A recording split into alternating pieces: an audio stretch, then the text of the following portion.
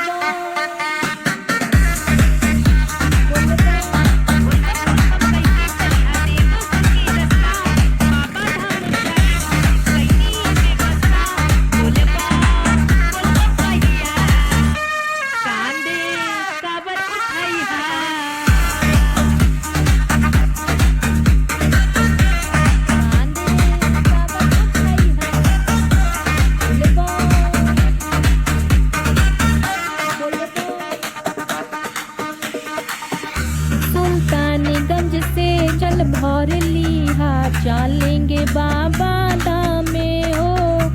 जल भर के सैया चलेंगे हम तो बाबा धाम के रहिया हो। सुल्तानगंज से जल भर लिहा चलेंगे बाबा धाम में हो। जल भर के सैया चलेंगे हम तो बाबा धाम के रहिया हो। बाबा धाम के पेड़ा लिहा गौआ में बटिया पहन के संका पोला गाँव में नचिया। साड़ी गेरुआ पहन के सैया बाबा धाम चलिया। मनवा में जो भी ललसा बाबा जी पुरैया। बोलबम बोलबम कहिया कांधे काबर उठाइहा बोलबम बोलबम कहिया। बोलबम बोलबम कहिया कांधे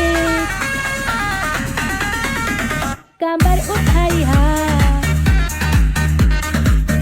बोलबम बोलबम कहिया कांधे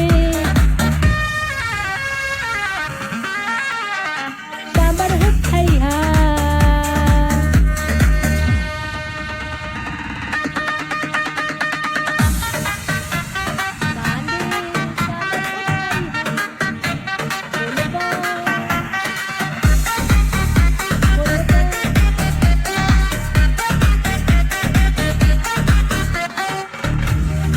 सुइया पहाड़ी कैसे चढ़ जाई तो पौआ में छाला पड़ जाई। बोले बम कही के चली हो सारा दुखवा मिट जाई। पौआ में छाला पड़ जाई तो सुइया पहाड़ी कैसे चढ़ जाई। बोले बम कही के चली हो सारा दुखवा मिट जाई।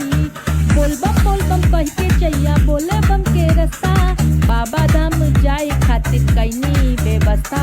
सारा दुखवा सैया भूल के चलिहा बाबा जी के नगरी में। बोलबम कहिया बोलबम कहिया कांधे काबर उठाइहा बोलबम बोलबम कहिया कांधे काबर उठाइहा। बोलबम बोलबम कह के चलिया देवो घर के रास्ता बाबा धाम जाए खातिर कैनी व्यवस्था। बोलबम कहिया ये नैन्सी राय भोजपुरी का गाना है गा बोलबम का।